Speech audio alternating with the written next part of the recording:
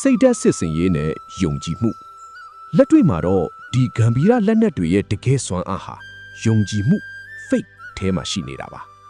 စစ်တီတော်တယောက်ဟာမိမိကိုယ်မှာအင်ခွက်ရှိတယ်မိမိဓာတ်ကအစွမ်းထက်တယ်လို့ယုံကြည်လိုက်တဲ့အခါသူဟာတာမန်လူတယောက်ထက်အစားပေါင်းများစွာပိုပြီးစွမ်းဆောင်နိုင်ရရှိလာပါတယ်ဒါဟာလူသားတို့ရဲ့စိတ်စွမ်းအားကိုအစွန်းကုန်အသုံးချလိုက်တာပါပဲဗြိတိရှစစ်တီတွေရဲ့မှတ်တမ်းတွေမှာမြန်မာစစ်တီတွေဟာကြည်စံတွေကြားထဲမှာမကြောက်မရွံ့ပဲကခုံတလူမျိုးနဲ့ရှီတိုးလာတတ်ကြတယ်လို့ရေးခဲ့ပူပါတယ်ဒါဟာဂမ်ဘီယာအစီအမံတွေကပေးတဲ့မသေးနိုင်ဘူးဆိုတဲ့ယုံကြည်ချက်ကြောင့်ပါဒီယုံကြည်ချက်ကပဲရန်သူကိုစိတ်တက်ပိုင်းဆိုင်ရာအရခြောက်လှန့်နိုင်တဲ့အကောင်းဆုံးလက်နက်ဖြစ်ခဲ့ပါတယ်သို့တော်လည်းတမိုင်းကသင်ကားစာပြီးခဲ့တာကတော့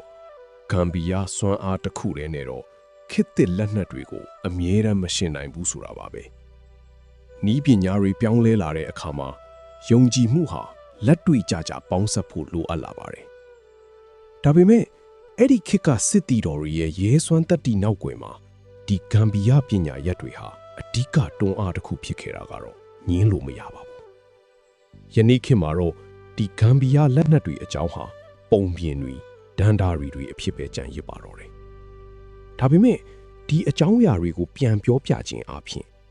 ကျွန်တော်တို့ရဲ့ပိုးပွားတွေဟာဘလို့ယုံကြည်ချက်တွေနဲ့တိုင်းပြည်ကိုကာကွယ်ခဲ့ကြတယ်လေဆိုတဲ့လူအားဆန်တဲ့သမိုင်းကြောင်းတွေကိုပြန်လည်မြင်တွေ့နိုင်ပါတယ်ဒီလိုစိတ်ဝင်စားစရာသမိုင်းဝင်လျှို့ဝှက်ချက်တွေအတွက်ကျွန်တော်တို့ကို follow လုပ်ထားဖို့မမိနဲ့ဘူးနော်နောက်ထပ်ဆက်လန်းလေးတွေမှာပြန်တွေ့ကြရအောင်ငြင်းချမ်းကြပါစေ